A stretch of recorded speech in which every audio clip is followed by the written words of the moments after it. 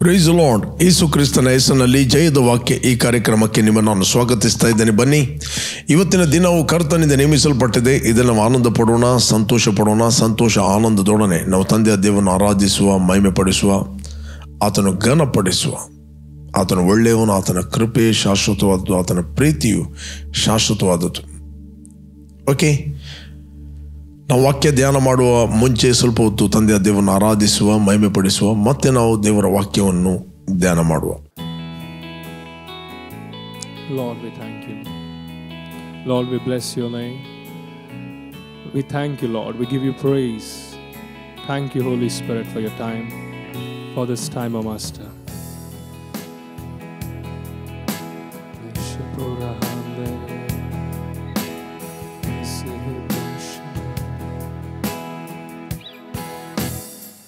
ಮಹಿಮೆಯೇ ಮಹತ್ವವೇ ನಿನ್ನನ್ನೇ ನಾ ಆರಾಧಿಸುವೆ. ನನ್ನ ಜೀವಿತದಿ ನಿನ್ನ ಕೃಪೆಯೇ ನಿನಗಾಗಿಯೇ ನಾ ಜೀವಿಸುವೆ. ಮಹಿಮೆಯೇ ಮಹತ್ವವೇ ನಿನ್ನನ್ನೇ ನಾ ಆರಾಧಿಸುವೆ. ನನ್ನ ಜೀವಿತದಿ ನಿನ್ನ ಕೃಪೆಯೇ ನಿನಗಾಗಿಯೇ ನಾ ಜೀವಿಸುವೆ. ನಿನ್ನ ನಾಮ ಶ್ರೇಷ್ಠವು, ನಿನ್ನ ನಾಮ ಶ್ರೇಷ್ಠವು, ನಿನ್ನ ನಾಮ ಶ್ರೇಷ್ಠವು, ನಿನ್ನ ಹಾಗೆ ಯಾರು ಇಲ್ಲ. ನಿನ್ನ ನಾಮ ಶ್ರೇಷ್ಠವು, ನಿನ್ನ ನಾಮ ಶ್ರೇಷ್ಠವು, ನಿನ್ನ ನಾಮ ಶ್ರೇಷ್ಠವು, ನಿನ್ನ ಹಾಗೆ ಯಾರು ಇಲ್ಲ.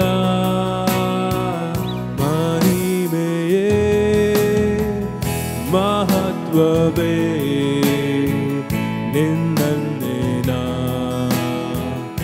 ಆರಾಧಿಸುವೆ. ನನ್ನ ಜೀವಿತದಿ ನಿನ್ನ ಕೃಪೆಯೇ ನಿನಗಾಗಿಯೇ ನಾ ಜೀವಿಸುವೆ. You are high and lifted up. You are high and lifted up. You are high and lifted up.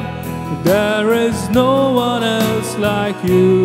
You are high and lifted up. You are high and lifted up. You are high and lifted up. There is no one else like you.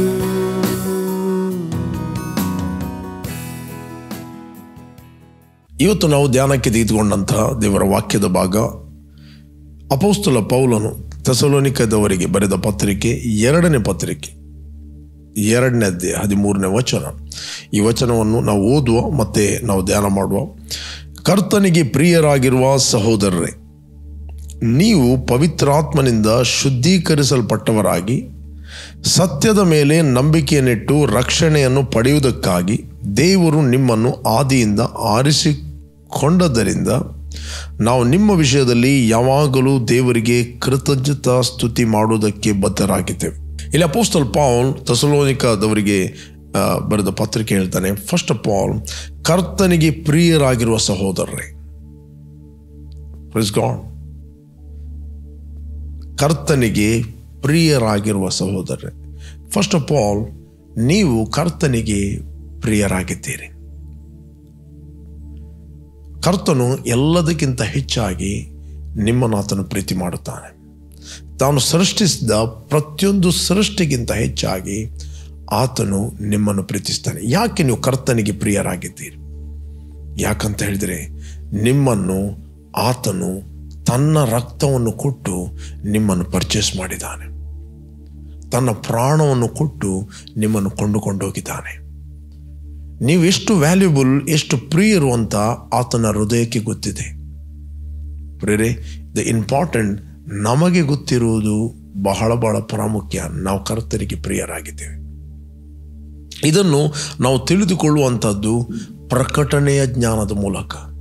May be ನಿಮ್ಮ ಭಾವನೆಗಳು ಹೇಳ್ಬೋದು, ಕೆಲವೊಂದು ಸಂಗತಿಗಳು delay ಆದ ಕಾರಣ, ಕೆಲವೊಂದು ಸಂಗತಿಗಳು ಏನು ಪರಿಸ್ಥಿತಿಗಳು ಸರಿ ಇಲ್ಲದ ಕಾರಣ ನಿಮ್ಮ ಓನ್ ಮನಸ್ಸು ನಿಮಗೆ ಹೇಳ್ಬೋದು, ದೇವರು ನನ್ನನ್ನು ಬಿಟ್ಟಿದ್ದಾನೆ, ದೇವರು ನನ್ನನ್ನು ಪ್ರೀತಿಸ್ತಿಲ್ಲ, ದೇವರು ನನ್ನನ್ನು ಕೇರ್ ಮಾಡೋದಿಲ್ಲ, ದೇವರಿಗೆ ನನ್ನ ಪ್ರಾರ್ಥನೆಗೆ ಕಿವಿ ಕೊಡೋದಿಲ್ಲ.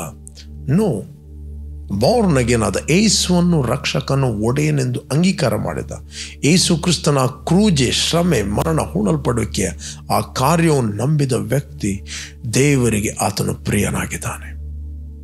ಪ್ರಿಯರೇ, ನಾವು ದೇವರಿಗೆ ಪ್ರಿಯರಾಗಿದ್ದೇವೆ.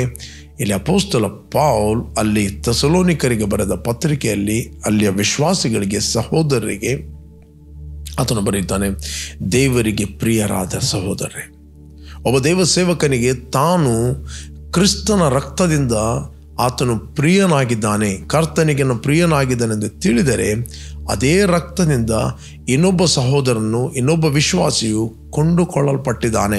ಅವನ ವ್ಯಾಲ್ಯೂವನ್ನು ಅವನಿಗೆ ಆತನು ತೋರಿಸ್ತಾನೆ, ಅವನ ಬೆಲೆ ಏನೆಂದು ಅವನಿಗೆ ಅವನು ತೋರಿಸ್ತಾನೆ. ಪ್ರಿಯರೇ, ಯಾವಾಗ ನಾವು ಈ ಸತ್ಯಾಂಶಗಳನ್ನು ಧ್ಯಾನ ಮಾಡುತ್ತೇವೆ, ಸುಳ್ಳುಗಳು ತನ್ನಷ್ಟಕ್ಕೆ ರಟ್ಟಿ ಹೋಗ್ತವೆ. ಸುಳ್ಳುಗಳು ತನ್ನಷ್ಟೇ, ಈ ಕಂಡಮಿನೇಷನ್, ಈ ಸುಳ್ಳು ತನ್ನಷ್ಟಕ್ಕೆ ಅದು ಉದುರಿ ಹೋಗ್ತದೆ.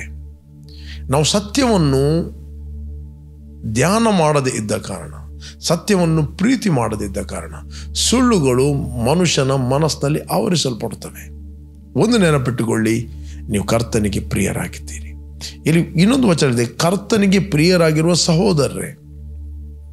ಇಲ್ಲಿ ಸಹೋದರ ಅಂತ ಆತನು ಕರೀತಾನೆ. ಯಾಕೆ ಸಹೋದರರು? ಯೇಸುವನ್ನು ರಕ್ಷಕನು ಒಡೆಯನೆಂದು ಅಂಗೀಕಾರ ಮಾಡಿದ ಪ್ರತಿಯೊಬ್ಬ ವ್ಯಕ್ತಿ ಆತನು ದೇವರ ಮಗನಾಗಿದ್ದಾನೆ. ಯೇಸು ಕ್ರಿಸ್ತನು ಕೂಡ ದೇವರಿಂದ ಹುಟ್ಟಿದವನು, ನಾವು ಕೂಡ ದೇವರಿಂದ ಹುಟ್ಟಿದವರು. ದೇವರು ಕ್ರಿಸ್ತನಲ್ಲಿ ನಮಗೆ ತಂದೆಯಾಗಿದ್ದಾನೆ, ಕ್ರಿಸ್ತನು ನಮಗೆ ಸಹೋದರನಾಗಿದ್ದಾನೆ. He is our brother. ಅದೇ ರೀತಿ ಕ್ರಿಸ್ತನಲ್ಲಿ ಇನ್ನೊಬ್ಬ ವಿಶ್ವಾಸಿ ಕೂಡ ಆತನು ನಮಗೆ ಸಹೋದರನಾಗಿದೆ. We are all brothers. ನಾವೆಲ್ಲರೂ ಒಂದು ರಕ್ತದಿಂದ ಹುಟ್ಟಿದವರು, ಒಂದು ವಾಕ್ಯದಿಂದ ಹುಟ್ಟಿದವರು, ಒಂದು ಬೀಜದಿಂದ ನಾವು ಹುಟ್ಟಿದವರು. ದೇವರ ವಾಕ್ಯವೇ ಸತ್ಯ. ಅದರಿಂದ ನಕಾರಾತ್ಮಕ ಆಲೋಚನೆಗಳು, ತಿರಸ್ಕಾರದ ಆಲೋಚನೆಗಳು, ಲೋನ್ಲಿನೆಸ್ನ ಆಲೋಚನೆಗಳು, ರಿಜೆಕ್ಷನ್ ಅಥವಾ ಇನ್ಸೆಕ್ಯೂರ್ ಅಂದರೆ ಒಂದು ರೀತಿಯ ಭಯ, ಇದೆಲ್ಲ ಆಲೋಚನೆಗಳು ಬರುವಾಗ ನೀವು ಯಾವಾಗಲೂ ನಂಬಿರಿ, ನಾವು ಕರ್ತನಿಗೆ ಪ್ರಿಯರಾದವರು.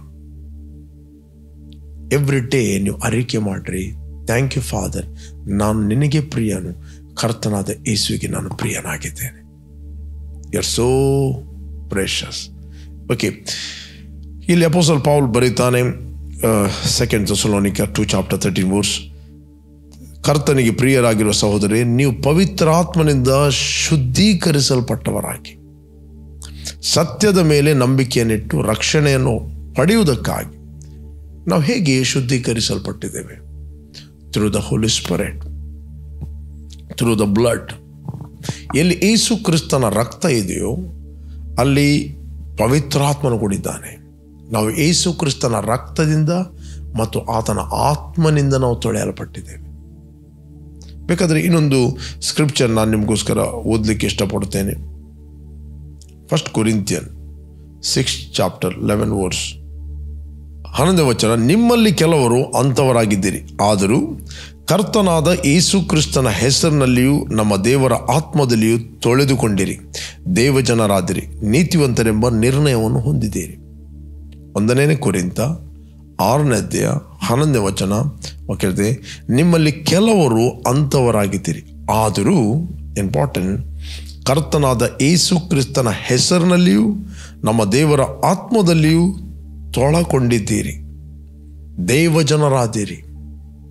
ಓಕೆ, ನೀತಿವಂತರೆಂಬ ನಿರ್ಣಯವನ್ನು ಹೊಂದಿದ್ದೀರಿ.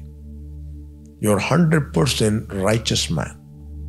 ಯು 100% ನೀವು ದೇವರ ಮಗನಾಗಿದ್ದೀರಿ, ನೀವು ದೇವರಿಗೆ ಸಂಬಂಧಪಟ್ಟವರು. You belong to God, You are not belong to any sickness and demons. You are not belong to poverty and lack. You belong to God. ನೀವು ದೇವ ಜನರಾದಿರಿ, ದೇವರಿಗೆ ಸಂಬಂಧಪಟ್ಟವರು.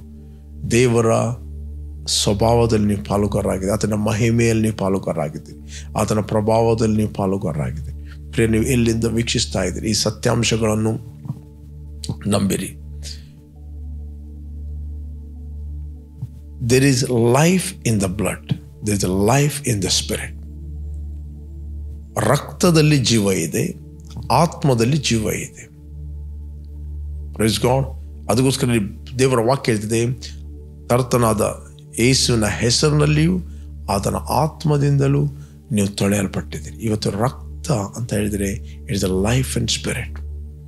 ಯೇಸು ಹೇಳಿದ, ನನ್ನ ಮಾಂಸವನ್ನು ತಿನ್ನದಿದ್ದರೆ, ನನ್ನ ರಕ್ತವನ್ನು ಕುಡಿಯದಿದ್ದರೆ ನಿಮ್ಮಲ್ಲಿ ಜೀವ ಇಲ್ಲ ಅಂತ ಹೇಳಿದೆ. ರೈಟ್? ನನ್ನ ರಕ್ತವನ್ನು ಕುಡಿಯದಿದ್ದರೆ, ನನ್ನ ಮಾಂಸವನ್ನು ತಿನ್ನದಿದ್ದರೆ ನಿಮ್ಮಲ್ಲಿ ಜೀವ ಇಲ್ಲ.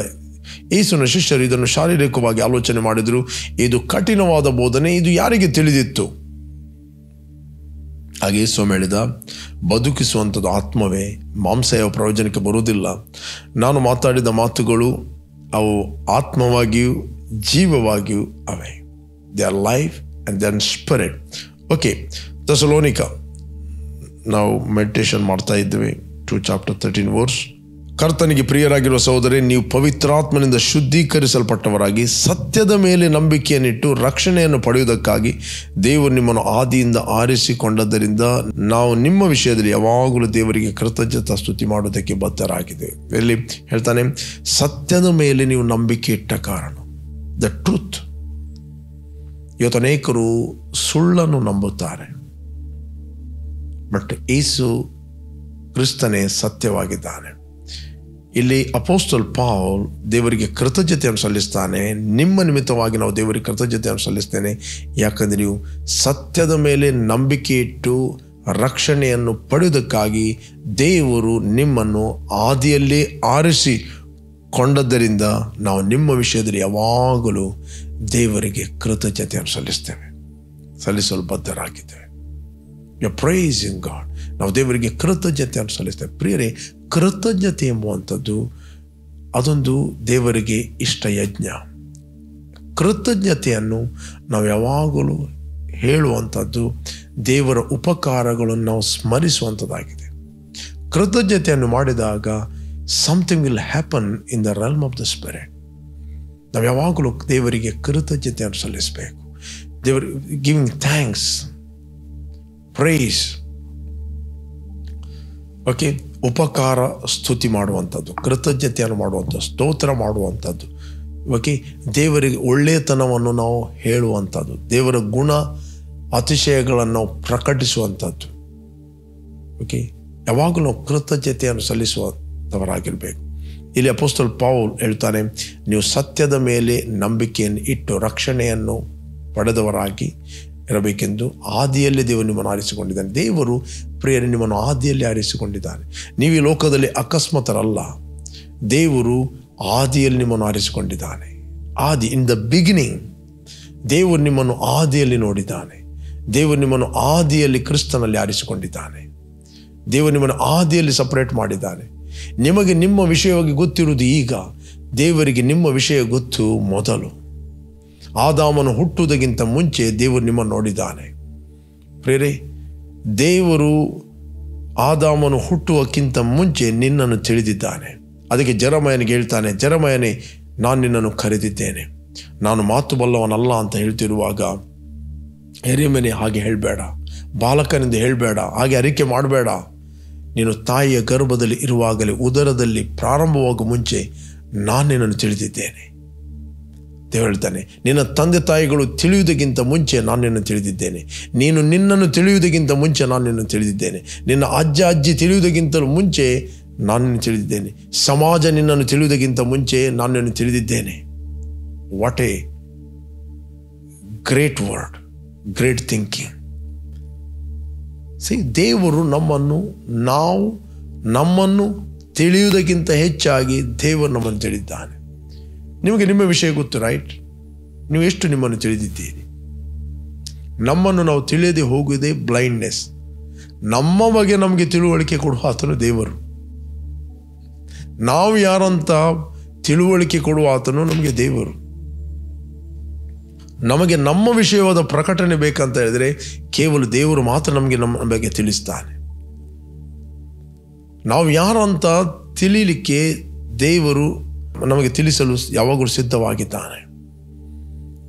ನಾವು ಪುಸ್ತಕಗಳಿಂದ ನಮ್ಮನ್ನು ತಿಳಿಯುವುದಲ್ಲ, ಲೋಕದಿಂದ ನಮ್ಮನ್ನು ತಿಳಿಯುವುದಲ್ಲ, ಯಾರ ಫಿಲಾಸಫಿಯಿಂದ ನಮ್ಮನ್ನು ನಾವು ತಿಳಿಯುವುದಲ್ಲ, ಯಾರ ಒಂದು ಪ್ರಾಪಂಚಿಕ ಜ್ಞಾನದಿಂದ ನಮ್ಮನ್ನು ನಾವು ತಿಳಿಯುವುದಲ್ಲ.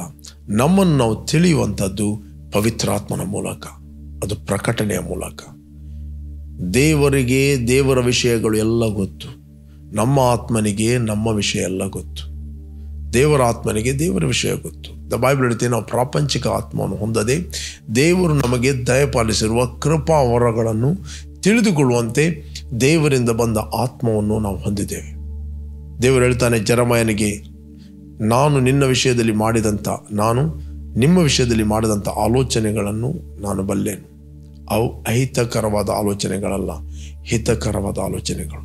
ದೇವರು ನಿಮ್ಮ ವಿಷಯದಲ್ಲಿ ಉನ್ನತವಾದ ಆಲೋಚನೆಗಳನ್ನು ಮಾಡಿಟ್ಟಿದ್ದಾನೆ, ಶ್ರೇಷ್ಠವಾದ ಆಲೋಚನೆಗಳು ಮಾಡಿಟ್ಟಿದ್ದಾನೆ. ಆತನ ಆಲೋಚನೆ ಆತನ ವಾಕ್ಯ, ಆತನ ಆಲೋಚನೆ ಆತನ ಎಕ್ಸ್ಪ್ರೆಷನ್. ಯಾವಾಗ ನಾವು ದೇವರ ವಾಕ್ಯವನ್ನು ಮೆಡಿಟೇಟ್ ಮಾಡುತ್ತೇವೆ, ಆಗ ಅದು ನಮ್ಮ ಆತ್ಮಕ್ಕೆ ತಿಳಿಯುತ್ತದೆ.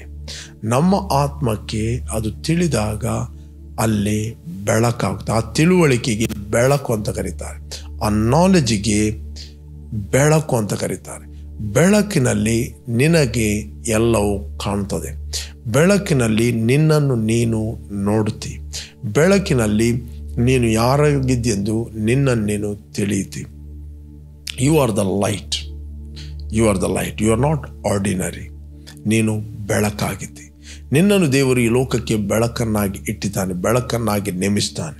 You are the light of the world, you are the salt of the earth. ಆದ್ದರಿಂದ ದೇವರು ನಿಮ್ಮನ್ನು ಆದಿಯಲ್ಲಿ ಆರಿಸಿಕೊಂಡಿದ್ದಾನೆ. ದ ಬೈಬಲ್ ಹೇಳ್ತದೆ, ಎಫೆಸಿಯನ್ 1 chapter 4 verse 3 ಇಂದ ಓದಿ ನಮಗೆ ಸಿಗಿದೆ. ನಮ್ಮ ತಂದೆಯಾದ ದೇವರು ಪರಲೋಕದ ಸಕಲ ಆತ್ಮೀಯ ವರಗಳನ್ನು ಕ್ರಿಸ್ತ ಯೇಸುವಿನ ಮೂಲಕ ನಮಗೆ ಅನುಗ್ರಹ ಮಾಡಿದ್ದಾನೆ. ಹೇಗೆಂದರೆ ನಾವು ಪ್ರೀತಿಯಲ್ಲಿ ನಡೆದು ಆತನ ಸನ್ನಿಧಾನದಲ್ಲಿ ಪರಿಶುದ್ಧರು ದೋಷವಿಲ್ಲದವರು ಆಗಿರಬೇಕೆಂದು ಜಗತ್ತುತ್ಪತ್ತಿಗೆ ಮುಂಚೆ ನಮ್ಮನ್ನು ಕ್ರಿಸ್ತನ ಆರಿಸ್ತಾನೆ. ಬೇಕಾದ್ರೆ ನಾವು ಓದುವ ಎಫೆಸಿಯನ್ 1 chapter 3 verse 40. ನಮ್ಮ ಕರ್ತನಾದ ಯೇಸು ಕ್ರಿಸ್ತನ ದೇವರು ತಂದೆಯೂ ಆಗಿರುವ ಆತನಿಗೆ ಸ್ತೋತ್ರ. ಆತನು ಪರಲೋಕದಲ್ಲಿನ ಸಕಲ ಆತ್ಮೀಯ ವರಗಳನ್ನು ನಮಗೆ ಕ್ರಿಸ್ತ ಯೇಸುವಿನಲ್ಲಿ ಅನುಗ್ರಹಿಸ್ತಾನಲ್ಲ, ಅನುಗ್ರಹಿಸಿದ್ದಾನೆ. ಆಲ್ರೆಡಿ ಮಾಡಿದ್ದಾನೆ. ಓಕೆ, ಹೇಗೆಂದರೆ ನಾವು ಪ್ರೀತಿಯಲ್ಲಿ ನಡೆದು ಆತನ ಸನ್ನಿಧಿಯಲ್ಲಿ ಪರಿಶುದ್ಧರು ದೋಷವಿಲ್ಲದವರು ಆಗಿರಬೇಕೆಂದು ನಮ್ಮನ್ನು ಜಗತ್ತುತ್ಪತ್ತಿಗೆ ಮುಂಚೆ ಕ್ರಿಸ್ತನಲ್ಲಿ ಆರಿಸಿಕೊಂಡನು. ಹೇಗೆಂದರೆ ನಾವು ಪ್ರೀತಿಯಲ್ಲಿ ನಡೆದು ಆತನ ಸನ್ನಿಧಿಯಲ್ಲಿ ಪರಿಶುದ್ಧರು, ನಂಬರ್ 1, ದೋಷವಿಲ್ಲದವರು ಆಗಿರಬೇಕೆಂದು ನಮ್ಮನ್ನು ಜಗತ್ತುತ್ಪತ್ತಿಗೆ ಮುಂಚೆ ಆರಿಕೊಂಡನು. ಇವತ್ತು ಯೇಸು ಕ್ರಿಸ್ತನ ರಕ್ತದ ಮೂಲಕ ನಾವು ಪರಿಶುದ್ಧರು ಆಗಿದ್ದೇವೆ. ಯೇಸು ಕ್ರಿಸ್ತನ ರಕ್ತದ ಮೂಲಕ ನಾವು ದೋಷವಿಲ್ಲದವರಾಗಿದ್ದೇವೆ. ಇವತ್ತು ದೇವರು ನಮ್ಮನ್ನು ನೋಡುವಾಗ ಪರಿಶುದ್ಧರನ್ನಾಗಿ ನೋಡ್ತಾನೆ. ದೇವರು ನಮ್ಮನ್ನು ನೋಡುವಾಗ ದೋಷವಿಲ್ಲದವರನ್ನಾಗಿ ನೋಡ್ತಾನೆ. ಮೇ ಬಿ ನಿಮ್ಮ ಮನಸ್ಸು ಸ್ವಂತ ನಿಮ್ಮ ಪಾಸ್ಟನ್ನು ಮಾತಾಡ್ಬೋದು, ಅಥವಾ ನಿನ್ನ ಫ್ರೆಂಡ್ಸ್ಗಳು ನಿನ್ನ ಪಾಸ್ಟನ್ನು ಮಾತಾಡ್ಬೋದು, ಬಟ್ ದೇವರು ನಿನ್ನ ಪ್ರೆಸೆಂಟನ್ನು ಮಾತಾಡ್ತಾನೆ. ದೇವರು ನಿನ್ನನ್ನು ಹೇಗೆ ನೋಡ್ತಾನೋ ಅದೇ ರೀತಿ ಆತನೊಟ್ಟಿಗೆ ಒಪ್ಪಿ ನಮ್ಮನ್ನು ನೋಡುವಂಥದ್ದೇ ದೀನತೆ, ಇಟ್ ಇಸ್ ಹಂಬಲ್ನೆಸ್. ದೇವರು ನಮ್ಮನ್ನು ಪರಿಶುದ್ಧರೆಂದು ಕರೆದ ಮೇಲೆ ನಾವು ಒಪ್ಪಬೇಕು. ಥ್ಯಾಂಕ್ ಗಾಡ್, ದೇವರಿಗೆ ಕೃತಜ್ಞತೆಯನ್ನು ಸಲ್ಲಿಸಬೇಕು. ಥ್ಯಾಂಕ್ ಯು ಜೀಸಸ್, ಯೇಸುವಿನಿಗೆ ಸ್ತೋತ್ರ, ನೀ ನಮ್ಮನ್ನು ಕ್ರಿಸ್ತನಲ್ಲಿ ಪರಿಶುದ್ಧರನ್ನಾಗಿ ಮಾಡಿದ್ದಿ, ಕ್ರಿಸ್ತನಲ್ಲಿ ನಮ್ಮನ್ನು ದೋಷವಿಲ್ಲದವರು ಮಾಡಿದ್ದಿ, ಕ್ರಿಸ್ತನಲ್ಲಿ ನಾವು ಹೊಸ ಸೃಷ್ಟಿಯಾಗಿದೆ, brand new person, never existed before. ನೀನು ಮೊದಲು ಇರಲಿಲ್ಲ, ಮೊದಲಿತ್ತು ನಿನ್ನ ಶರೀರ ಮಾತ್ರ, ಅದು ನಿನ್ನ ಮನೆ, ಬಟ್ ಒಳಗಿನ ವ್ಯಕ್ತಿ ಆತನು ಟೋಟಲಿ ನೂತನವಾಗಿ ಹುಟ್ಟಿದ್ದಾನೆ, ನೂತನವಾಗಿ ಸೃಷ್ಟಿಸಲ್ಪಟ್ಟಿದ್ದಾನೆ, ನೂತನವಾಗಿ ದೇವರು ಕ್ರಿಯೇಟ್ ಮಾಡಿದ್ದಾನೆ ನಿಮ್ಮನ್ನು. ದೇವರು ನಿಮ್ಮನ್ನು ನೋಡುವಾಗ ನಿಮ್ಮ ಹೃದಯ ನೋಡುತ್ತಾನೆ, ನಿಮ್ಮ ಹಾರ್ಟ್ ನೋಡ್ತಾನೆ. ಹೃದಯದಲ್ಲಿ ನೀವು ಹೊಸಬರಾಗಿದ್ದೀರಿ, ಹೃದಯದಲ್ಲಿ ನೀವು ಪರಿಶುದ್ಧರು, ದೋಷವಿಲ್ಲದವರು ಆಗಿರಬೇಕೆಂದು ಜಗತ್ತುತ್ಪತ್ತಿಗೆ ಮುಂಚೆ ನಿಮ್ಮನ್ನು ಕ್ರಿಸ್ತನಲ್ಲಿ ಆತನು ಆರಿಸಿಕೊಂಡಿದ್ದಾನೆ. You are called by God, you chosen by God, you are separated for God. ನೀವು ದೇವರಿಗೋಸ್ಕರ ಪ್ರತ್ಯೇಕಿಸಲ್ಪಟ್ಟಿದ್ದೀರಿ, ಸಪ್ರೇಟ್ ಆಗಿದ್ದೀರಿ.